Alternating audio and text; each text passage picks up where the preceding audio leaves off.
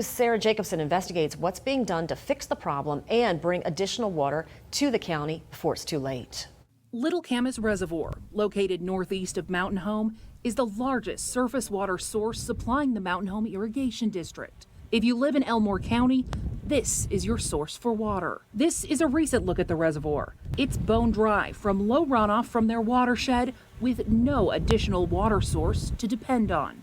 Experts tell me that surface water resources, they're expected to run out for the Mountain Home Irrigation District by the end of June. That's compounding concerns for Elmore County over their groundwater and rapidly declining aquifer.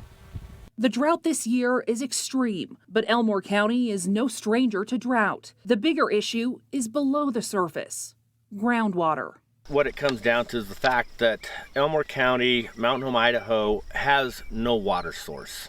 The only water source that the communities have is deep well water, but we have no way to replenish that aquifer, and we have no water source.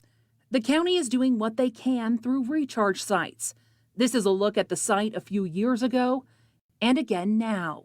Depending on where you live, the Mountain Home Plateau Aquifer is declining between 1 to 3 feet each and every year. Now, this is one of the aquifer's recharge sites. There are 4 of them in Mountain Home, and as you can see, it's bone dry. In a prolonged drought, recharge isn't dependable. With the declining aquifers, the levels have dropped significantly over the past few years, and I would say as the community grows that we're reaching the point of critical mass where if we don't start bringing water in, we're going to have to stop. Stop irrigating, stop development, stop growth. Stop our future. Groundwater levels in the Mountain Home Plateau Aquifer have been declining in portions of the county for more than 40 years.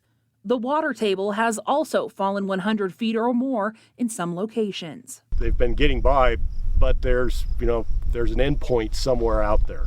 As you drain the bathtub, sooner or later it's going to start to go dry.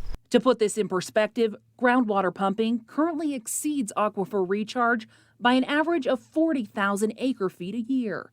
That's over 13 billion gallons of water being lost each and every year. The pumping has been exceeding the natural recharge by approximately 50%.